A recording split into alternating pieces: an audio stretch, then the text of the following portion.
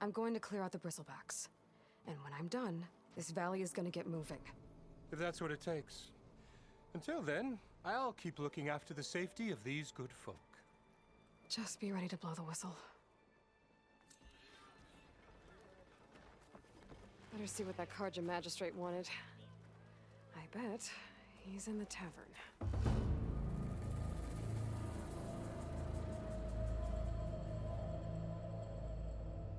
I have to say, there are some characters here in this settlement, and right there, most of them are drunk. Oh, this is hilarious. Some of the dialogue going on along here. One guy was like, "Where's my drink? Where's my drink?" There it is. It was in his hand. Oh, we got kids sitting off the side here. Very cool. Yes, nice live. Let's see what this guy's gonna do. Keep running like that, and you're gonna trip. Anything? Ignoring me again. No, he's just meandering. Same time, same place. Okay, all right, nothing going on there. Okay, so we learned about, well, obviously we know we have to clear out this area to get to that embassy, clear out the machines. The Karja magistrate, I believe this is gonna be the tavern. Right? All these drunk people around here. There's another one. I wrestled a snapmaw once. Yes, I did. Don't pull that face on me. It's just so funny. I'm assuming this is the tavern, and he's going to be in there, and Petra is going to be in there, I believe, because she said offered to have a drink. But we do have another side mission over here I'd like to try and figure out first. Before we head in there, because I don't know what's going to happen once we get in there. Eyes up here, brother. You fixing, maintaining, or are you trying to break in? I think you're fixing. There we go. Popping on up. I hope Corvin and the others are doing better than I am. Yeah, you. Bit busy now, but we'll talk soon. Arnoof. What happened to you? That damn mine is what happened to me. It won't be the last injury if Ulvin keeps shoving those tongs into those tunnels. What mine? Northeast of Chain Scrape, where the river ends. I told Corvin we should stop when the first cave-in happened, but Ulvin probably threatened to cut off our pay. Or worse. How about you slow down and take me through it? You mentioned you were injured in a cave-in. Yeah, a couple days ago. That's how I hurt this blasted leg. Corvin and the others were opening a new vein while I was checking on an older one. As soon as their blast hit, tunnel I was in collapsed. Might have dodged it if I wasn't running on barely a spark of sleep. We were pushing too hard and too fast. And you're afraid Corvin and the others might not be as lucky if it happens again. Mm-hmm. Hit the nail right on the head. Yeah, so in the last episode, Ulvin, I think he was alluding to potentially the Asuram being mistreated here. How come Ulvin's in charge? Don't these mines belong to the Karja? Try telling Ulvin that. He brought in all the backing to get them open. Might as well own them. Fire and spit. You ask him. He owns us as well. Well, there you go. So I said I wasn't really necessarily trusting him, obviously, and maybe that's it. It's not necessarily the Karja that are mistreating the Asuram. It's Ulvin himself. Who's Corvin? He's their foreman, and a damn good one. The kind that knows how to deal with management when it gets unreasonable. But Ulvin, his demands go beyond unreasonable. Corvin's been doing his best to appease him. He even blamed himself for my injury when it was Ulvin who ordered the extra shifts. Sounds like a good guy. That's why we all put up with the long hours and lousy conditions. But if the whole mine becomes unstable, I'd rather suffer Ulvin's wrath than die buried in rubble. It's not a pleasing decision to have to make, right? I could check in on your crew if I'm in the area. I would appreciate that. Thank you.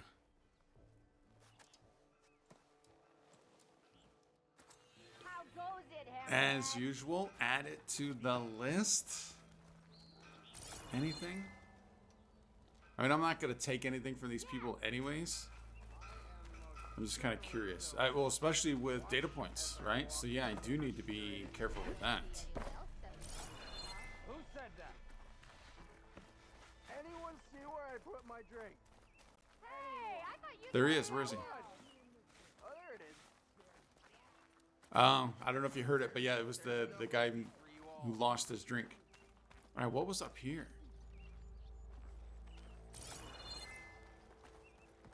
Oh, this stuff is so well hidden, man. We'll take this one. After I just said we're not going to. We'll take it. It's headed off in the corner. No one's going to miss it. Like I will probably be missing data points. What are you making? Oh.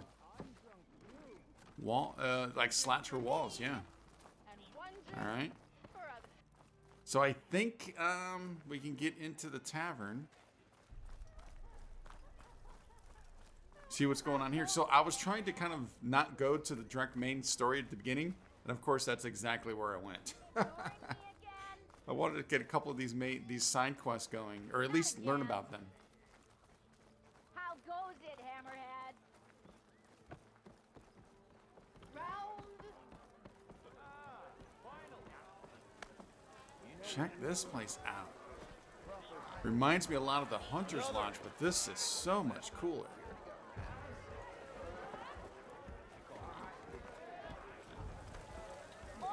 Are you the one? Milda. Check out the board. Alright. Hey, Mildef. Mildef. I took some of your stew last time I went into the wilds. Kept me going for a week. Felt like I could have put a strider in a sleeper hold. Enjoy it while it lasts. Sounds like you're serving up some impressive provisions here. Not again. You can have the discount too, but you'll have to come back later. I think you have me confused with someone else. Oven didn't send you? No. Oh, my apologies. It's just that his minions won't stop pestering me. Now I've even worn out my special grill. Since I'm in the midst of a crisis, perhaps you could skip to what it is you wanted? Some of your food? Of course.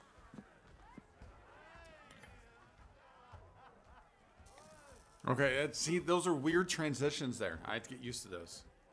Are Ulvin's people causing you problems? Oh, yeah. They constantly demand my best, but the equipment I need to make my signature dishes isn't built for batch cooking. And don't get me started on the Ulvin discount they feel so entitled to. And if you refuse? I make meals, not trouble. How did you end up in Chainscrape? Heard about a new and upcoming town at the edge of the frontier. Where there's a town, there's a tavern. I was in need of work. So I got myself out here and started cooking. Some of these people had never tasted proper boars and berries stew before. Anyway, next thing I knew, people kept coming back. Guess they liked my food. Or the ale. I like this guy. Your last customer mentioned your cooking really kept him going out in the wild. Where I'm headed, I could use some of that. I would be happy to oblige, especially since you have the decency to ask pleasantly. But my special groove griddle is no more. Without it, I can't cook any of my signature dishes. I hate to think what'll happen when I'm forced to refuse Ulvin or his goons. Even if I already had the right ingredients, there's nothing I can do. Unless you can source me a temporary replacement? What do you need?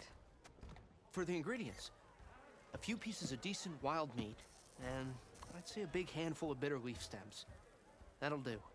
As for the griddle, a corrugated metal panel might suffice until I can have a new one forged. You'd likely find one in a scrounger pile if you follow the river to the northeast.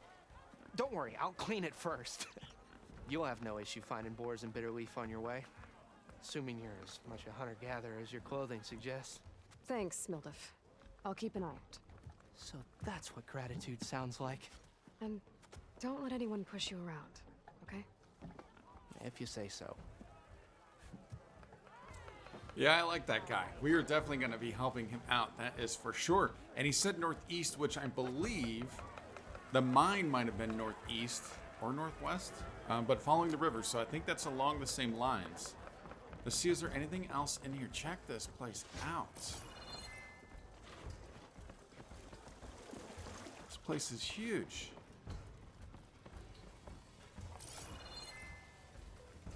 Ooh, potions.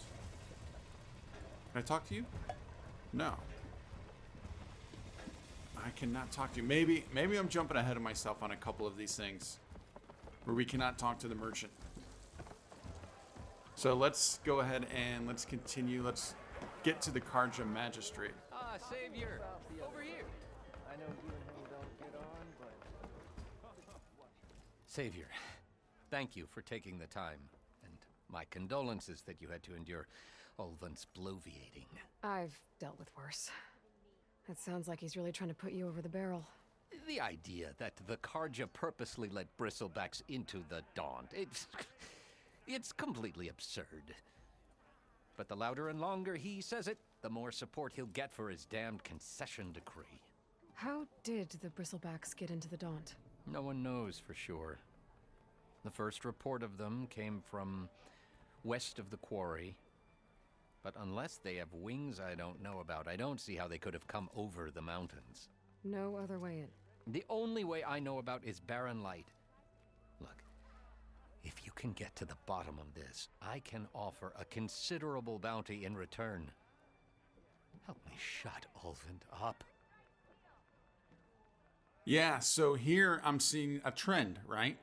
This happened in Zero Dawn. Animals came, or machines came from out of nowhere. It happened in Frozen Wilds, and it's happening here now again. So in Zero Dawn, it was Hades. In Frozen Wilds, it was Hephaestus. So I'm thinking this is whatever that, I don't know, that entity, whatever you want to call it, that took over Hades and Hephaestus. I have a feeling this is going to be another portion of Gaia that is doing all this. What is this concession decree that Ulvund wants? He wants the Sundom to designate portions of the Daunt as Oseram holdings. Only the portions, mind you, that produce any value. Let me guess. Because he stands to profit somehow? Exactly. With the Daunt under Oseram law, he could secure more investment for their numerous ventures. He can't get those investments without the concession? No. Not while there's a chance the Sundom could revoke their access. Hence, why the concession is so important to him. And why blaming the Karja for the bristlebacks, no matter how absurd, works in his favor. How did you get stuck out here? I asked for the posting, believe it or not. Overseeing the entire valley on behalf of the Sun King? It was an honor. Is an honor, I mean. But your job would be a lot easier without someone like Ulvund blasting hot air all the time? Ulvund's not going anywhere. He's been around longer than I have. Even fancies himself the founder of Chainscrape.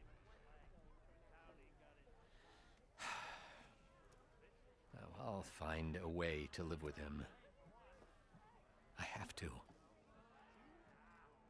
Yeah, still not liking Ulvund at all.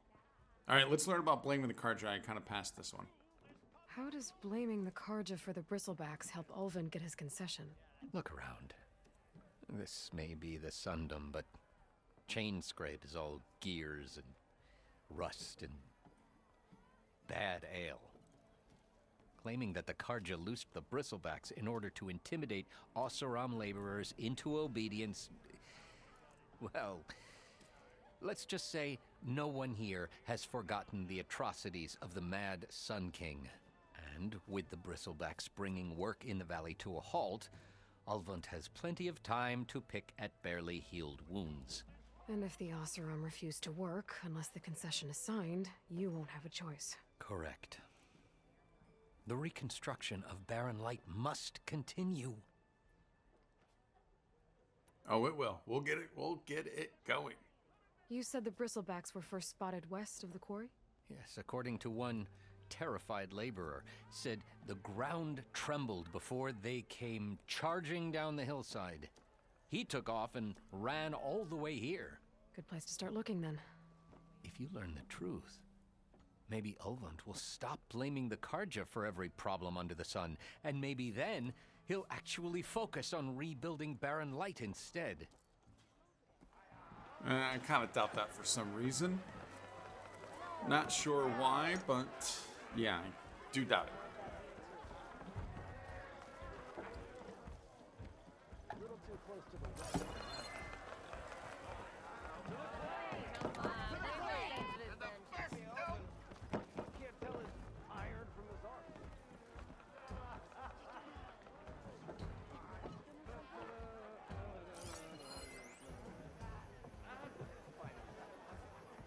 Ooh, actually, this guy has a data point. Let's take a look. My eyebrows. Javad, please help. The product in question maimed me. I filled out the required form below, and I still can't even get a refund from Della and Boomer. I beg you, give me justice. Complaint. Product description, Bang Buster, I think. Boom Buster? Does it matter?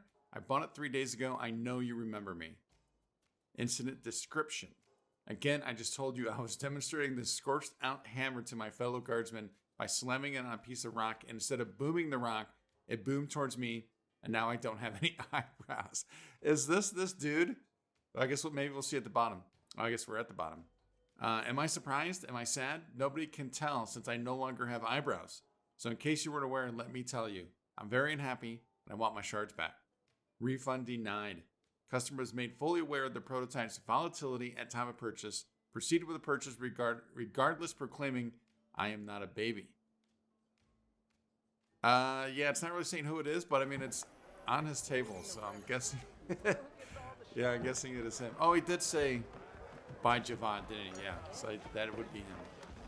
All right. What else we got? Such company to have. Bring ale for the north. I've already looked down this way. Yeah, I've already looked down this way, so let's head on out, I think. Because that's going to be outside. So yeah, so let's get back out.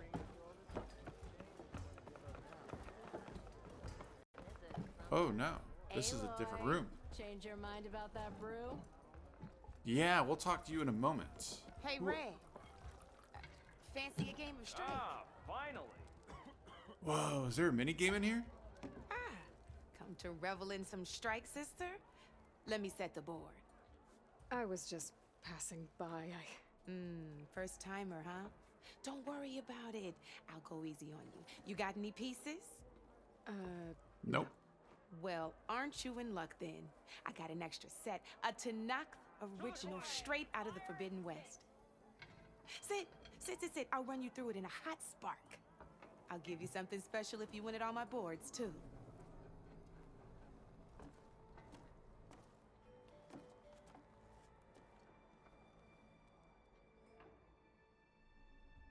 It's interesting. It's almost like they're trying to be, this game is turning, not trying to be, because that sounds bad, but getting to be a little more Witcher-like, which is interesting. Because, you know, the game, looks like we have the stash, we have the workbenches now, although I don't think The Witcher had workbenches. He had to go to merchant, or actual, what do I want to say, metalsmiths to do that work.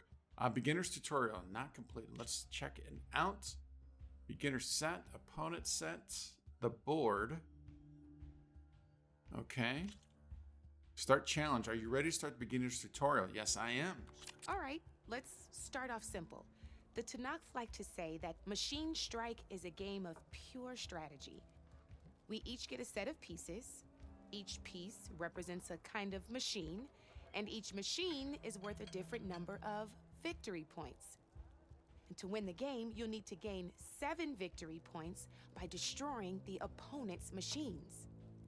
It can be tricky remembering the details of every machine, so we use these notes to keep track of them.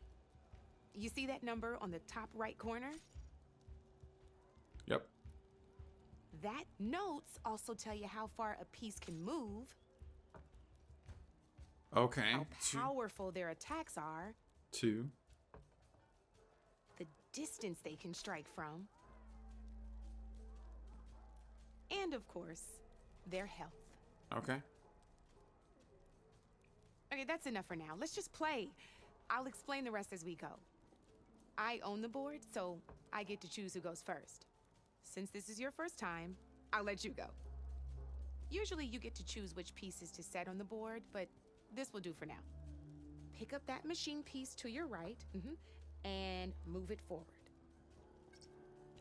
All right, so we have our health of 4, and then it looks like it is a 0. Over on the card on the left, there's like that little teardrop. I wonder what that's all about. No skill. This machine does not have a skill. It's a burrower. Okay, so we can move this 2 spots. To move across the board, tap X to select a machine. So we're going to select you. Each machine can only move a certain distance. Take a look at your notes if you need a reminder. Gotcha. All right, so let's just go. Let's just go here and you know, yeah, let's just do this. See what I have no idea what I'm doing right now, obviously.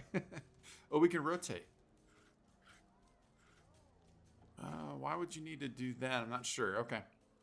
Easy enough, huh? Now, you get to move 2 machines each round. So go ahead and pick a second machine. Keep them as a team. Perfect. There's not much else to do for now, so just end your turn. Overcharge, -2 HP, rotate, or end turn. I think we're going to end turn right now. We're forging onwards. Let me move my pieces here.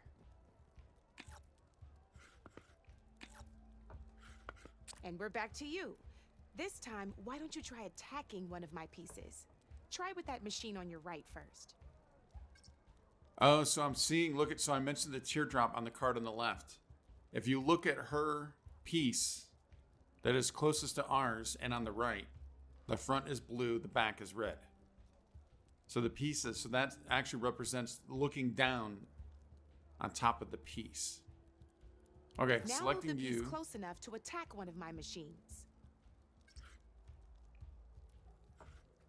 When performing an attack, you'll be testing your machine's combat power against the opponent's. A machine's combat power is a combination of the terrain your machine is standing on and its own attack power.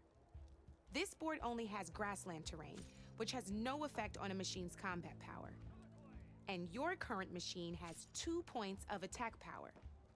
So in total, your machine's combat power equals 2 points.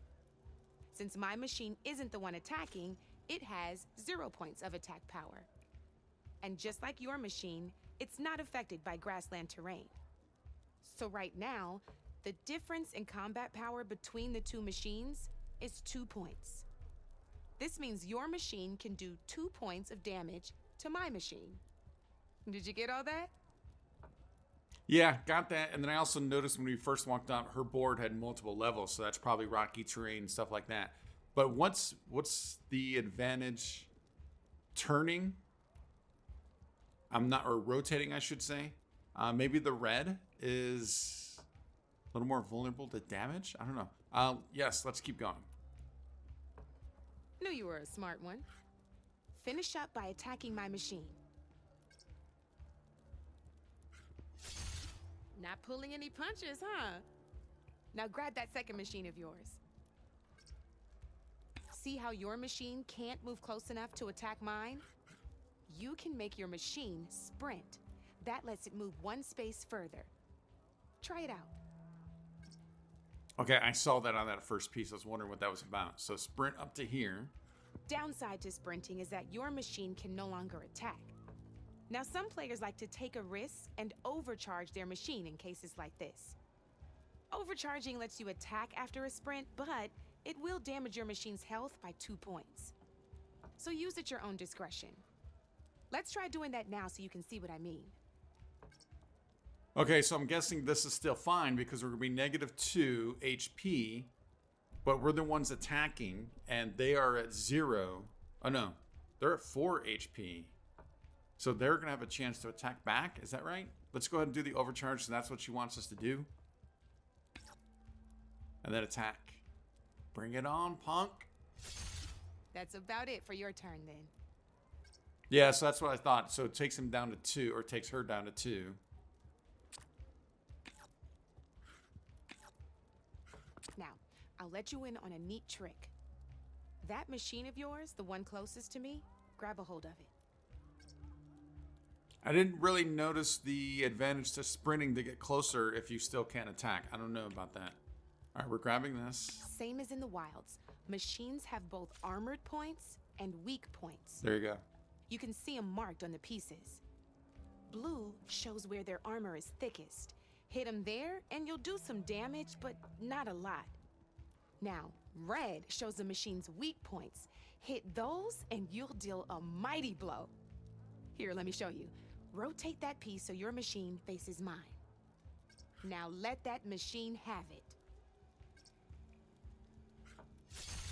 Off the board she goes, and there's your first victory points. You don't have 7 of them yet, so let's keep going. Your machine attacked mine, but hasn't moved yet. Go ahead and move downwards towards my remaining piece. Oh, that's not what I wanted to do. Okay, move down. I think rotate, right? You've already attacked a machine and moved your piece. But if you overcharge your machine, you can attack a second time. And by the look of your machine's health, you'd be sacrificing your piece to defeat mine. But sometimes that can be a good thing. Overcharge your machine to attack mine a second time, and I'll show you what I mean. Yeah, so is that because it's going to take her two? So I'm basically swapping that guy, my guy, for this, and then I still have one remaining. Ain't that a thrill? Now, because your machine was knocked out at the same time as mine, we both get the victory points our machines are worth. Good news is, since you're the one attacking, you're going to receive your victory points before I do. Which means you can reach the coveted 7 victory points first. That's why sometimes losing a piece can be the best way to end a game in your favor. Now, you'll notice you didn't get quite up to 7 victory points this time, but you did destroy all my pieces. That means you're the winner! That wasn't so hard, was it? Just remember to always check for the best terrain to attack from. You'd be surprised the advantage you can gain over an opponent like that. I know it saved my behind in a game or two. I'll try and remember that. Oh, before I forget, these are all my spare pieces. I want the Savior of Meridian to have them. It's a small set to be sure, but it should be enough to get you in on any strike games you find out there. You might even fancy looking out for them strike carvers. They've got all kinds of unique pieces that can turn a game in your favor, though they'll need the right materials to craft you one. Or you might find them in the wilds if you're lucky. I know I've lost my fair share of pieces after a night of machine hunting or brew hopping. No need to thank me. Always a pleasure to help out new strike players. Now, if you feel like playing a real game, I've got plenty of other boards. I could even teach you a few more tricks if you're up for it. Thanks. I'll think about it. Okay, that actually looks pretty cool. I'll mess around with that. Let's see if she says anything coming out. Okay, I'll mess around with that on my own time and then get going with that, and then maybe we'll do a game or two throughout, but that actually looks kind of cool. Look at, so there's some elevated terrain, there's some water. Yeah, that's pretty neat. So then I'm assuming we can collect pieces much like Gwent and the Gwent cards. And maybe, so what did I win from beating her? That was just a tutorial. But do you win the pieces? Is that how it works? Again, much like Gwent. All right, let's go ahead and get out. Come back anytime, Red. I will. Oh, look at, yeah, there's those strike pieces. Knew you couldn't resist some good company. All right, Petra, we're here. Let's talk. What do you got? Come for that beer after all, eh? Here, sit down. Get a pint in her hand. Wasn't expecting you to swing by. Since when do I do what's expected? Ha! There's that spark. Fire and spit. Fire and spit.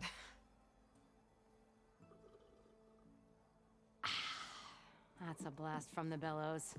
Won't fix the forge, but at least I can forget about my troubles for a while. Like what? Take your pick. We got bodies to bury from the bristlebacks, the work stoppage, Olvin grating the gears about his concession decree. Hey! Weapons off the table!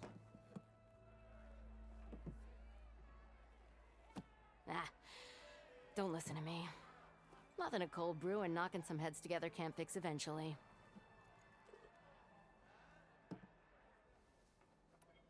So the bristlebacks in the Daunt. Okay. Where did they come from? That's the thing. No one rightly knows. They just showed up one day, rampaging around the valley like they exploded out of a forge. Lost some good people. But I heard talk of some vanguards trying to take them down. Did they come through here? Stopped by briefly for supplies. Ulvund was none too pleased. Won't be able to crank it to his advantage once the bristlebacks are gone. But how could bristlebacks and the Daunt help Ulvund? 2 words. Concession decree. Since no one knows where the bristlebacks came from, Ulvund has taken to blaming the Karja for him. He's hoping to dig up enough old resentments to get a strike going until the concession's signed. This is just his latest attempt. He's been trying to rile up the workers since the day he rolled into town. And people actually believe him? Lots of folks suffered at the hands of the Mad King during the Red Raids. Give him half a reason, they'll blame the Karja for anything. Damn Karja slavers. Yeah, having that quote-unquote boogeyman, right, to blame things on. I thought you'd be back in Freeheap. Well, after the big battle at Meridian, I went back, but realized it was running smooth. Didn't need me. Heard about the rebuilding out at Barren Light. Figured they could use another hammer. Been scraping by ever since. You could always leave. And go back east? Nah. I ain't one to leave a lit forge. Besides, someone's gotta be a squeaky wheel for the workers around here. But you left a lit forge. I know what she means. I know what she's talking about, but yeah, it's just kind of funny. So about Ulvund. Around here, everything's about Ulvund. How'd he end up in charge? He got here early, like a squirrel smelling a fat nut. He knew rebuilding Barren Light would need stone and timber. So he jangled purses all over Mainspring, getting investors to front claims on anything in the Daunt that might be worth a damn. Thing is, all the bankers back home know that this is Karja land, and the Sun King can revoke those claims at any time. That's why he's desperate for the magistrate to sign off on a concession decree. This concession decree, what is it exactly? And how would it help Ulvund? It's pig diddle, that's what. A writ that would put all Osram claims in the Daunt under Osram law, even though they're on Karja land. It would mean that any existing ore, stone, and timber claims couldn't be revoked by the Karja. No more risk, no more hesitation for investors back in the claim to pour in the shards and expand their business. And since Ulvund has a stake in all those claims, it would make him richer than a scrapper in a junk heap. Not to mention Chainscrape would become an Osram municipality, so he could buy enough votes to call himself an elderman. He's a sly old badger, I'll give him that. Figures if he keeps up the pressure, eventually the magistrate will sign. Interesting. Well, I have to be going. Thanks for the drink, Petra. I'm glad I stopped by. Anytime, Flamehair.